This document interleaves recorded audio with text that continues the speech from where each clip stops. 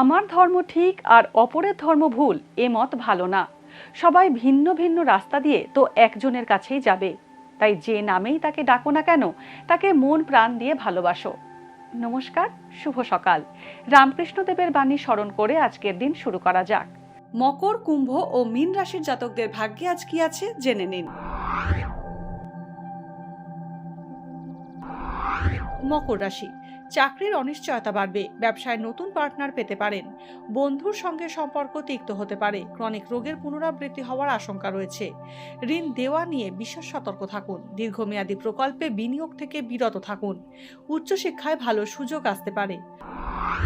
কুম্ভ রাশি, আগের কোনো অসমাপ্ত কাজ আজ সম্পূর্ণ হবে, ঠান্ডা লাগার সমস্যায় কষ্ট পেতে পারেন কুম্ভ রাশির জাতকরা, সন্তানের বিষয়ে সুখবর পেতে পারেন, দূরবর্তী স্থানে ভ্রমণ হতে পারে, জমি জায়গা সংক্রান্ত সমস্যার সমাধান হওয়ার সম্ভাবনা রয়েছে। মীন রাশি, অপুষ্টিজনিত সমস্যায় ভুগতে পারেন, প্রশাসনিক পদে কর্মরতদের পদোন্নতি হবে, বিয়ের সম্বন্ধ স্থির হবে, জলবাহিত সংক্রামক রোগ হওয়ার সম্ভাবনা রয়েছে, প্রভাবশালী ব্যক্তির সাহায্য পেতে পারেন, মায়ের উত্তরাধিকার সূত্রে অর্থ লাভ হবে।